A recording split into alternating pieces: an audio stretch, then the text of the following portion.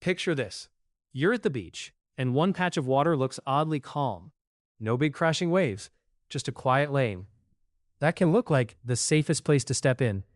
But sometimes, that quiet lane is where the water is rushing back out to sea. If it grabs you, your first instinct is to turn around and swim hard straight back to the sand. That feels logical. It can also be the mistake. So this video is simple. How does a rip current work? And what should you do before panic starts making decisions for you? Here's the beach in plain English. Waves push water up onto the sand. That water has to go somewhere. Sometimes it slides back out through one narrow path, almost like a drain in the ocean. That path is a rip current. NOAA says rip currents are narrow, fast-moving channels of water found along U.S. coasts and the Great Lakes. They are not monsters pulling people under. The problem is simpler. They can carry you away from shore while you are trying to get back. And because the surface can look calm, the dangerous spot may not look dangerous at all. This is why confidence can get people in trouble. NOAA says rip currents can move as fast as 8 feet per second. That is faster than an Olympic swimmer. The National Weather Service says many move slower than that. But even a normal rip current can be strong enough that swimming straight against it is a losing fight.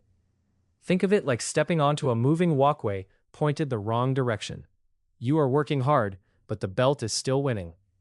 AP also notes that a rip current does not pull you underwater. It pulls you away. That difference matters because staying calm gives you choices. Here is the beach mistake. You feel yourself moving away from shore, so your brain screams, "Swim back now." That is understandable. It is also the problem. NOAA says swimmers who panic often try to swim straight back against the current, and that can wear them out. AP says rip currents account for the most beach rescues each year. So this is not some weird ocean fact for trivia night. This is the thing lifeguards deal with over and over. The danger is not that you are weak. It is that you picked a fight with moving water. The move is simple, but it feels wrong at first. Stop fighting straight in. The National Weather Service says to relax. Do not swim directly toward shore, and swim along the shoreline until you are out of the current's pull. Then swim back toward the beach at an angle. If you cannot get back, face the shore and wave or call for help. The point is not to beat the current. The point is to get out of its lane. Once you are out of that lane, the beach is not fighting you the same way. The best time to deal with a rip current is before you are in one. The National Weather Service says to check the beach forecast before you leave. Talk to a lifeguard when you get there, and swim near lifeguards when you can.